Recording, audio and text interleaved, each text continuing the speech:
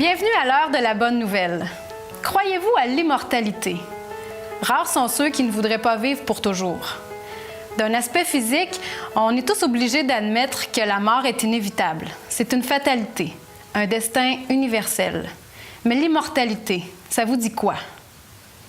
Il n'y a pas grand monde qui sait que ça existe, qui sait si ça existe. Moi, j'y crois pas vraiment. Enfin, de notre période sur Terre, en transmettant le maximum de choses positives à nos enfants ou à nos proches. Après, moi, je crois pas non plus en la réincarnation. Je crois pas qu'on va revenir. Je crois pas, mais... On va retrouver les nôtres. Peut-être, je sais pas. Bon, comme tout le monde, on a des périodes de doute, on a des périodes où on se pose des questions, des périodes où, après tout, sans être croyant, après tout, on visite beaucoup d'églises. Donc peut-être que quelque part, on a envie de se raccrocher à des choses dans des moments plus compliqués, certainement. Certainement. L'immortalité, on n'y croit pas. Voilà, on est sur Terre, on profite des plaisirs, etc. Et puis après, c'est fini. Ça me dit absolument rien. Moi, je suis athée. Ça fait que ça règle le problème, là.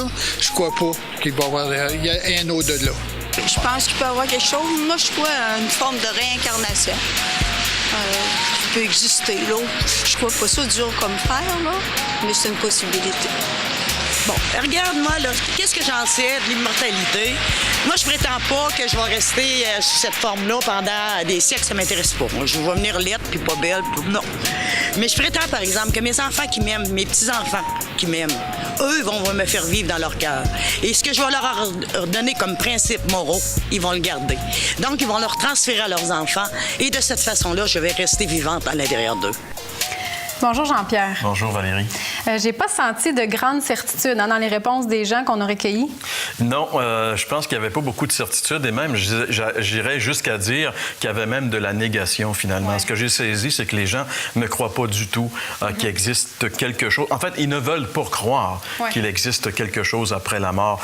Et ce que je trouve intéressant, Valérie, c'est que il y a quelques semaines, j'ai cité un extrait du père Gédéon, Doris Lucier, un penseur québécois qui a vécu, qui a été très populaire dans les années 70-80. Et dans son texte, il parle justement de la mort et il parle de l'immortalité. Et j'aimerais juste le lire, ce qu'il dit. Et ça, ce qui est intéressant, ici, c'est un penseur, c'est un philosophe. C'est un homme qui s'est penché sur la situation. Il n'a pas juste dit ça là, sur un petit coup de tête. Là. Il a réfléchi. Il dit ceci. « Il me semble impensable que la vie, une fois commencée, se termine bêtement par une triste dissolution dans la matière et que l'âme, comme une splendeur éphémère, sombre dans le néant après avoir inutilement été le lieu spirituel et sensible de si prodigieuse clarté, de si riches espérances et de si douce affection. Il me paraît répugner à la raison de l'homme qu'autant qu'à la providence de Dieu, que l'existence ne soit que temporelle et qu'un être humain n'ait pas plus de valeur et d'autre destin qu'un vulgaire caillou. Ce que je trouve beau dans le destin humain, malgré son apparente cruauté, c'est que pour moi, mourir, ce n'est pas finir, c'est continuer autrement.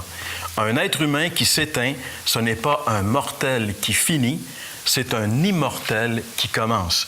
Je trouve ça merveilleux de la part cet homme-là n'a pas écrit ça pour nous dire qu'il était chrétien et qu'il avait une espérance chrétienne, mais pour nous dire, ça m'apparaît complètement absurde de penser que on vit, puis on meurt, puis il n'y a plus rien après. Il me semble que si on réfléchit un instant, ça n'a pas de sens, cette pensée-là. Alors, il a réfléchi là-dessus, il rejoint ici la pensée chrétienne. Nous, on croit que, oui, il y a quelque chose après. C'est pour ça qu'on est là à l'heure de la bonne nouvelle, finalement. J'imagine que vous avez une opinion à ce sujet, alors on aimerait vous entendre. Alors écrivez-nous à l'heure de la bonne nouvelle, casier postal 26006, Trois-Rivières, Québec, G8Y7M1 ou par téléphone au 1-866-509-1319 ou encore par courriel à info@hbn.ca.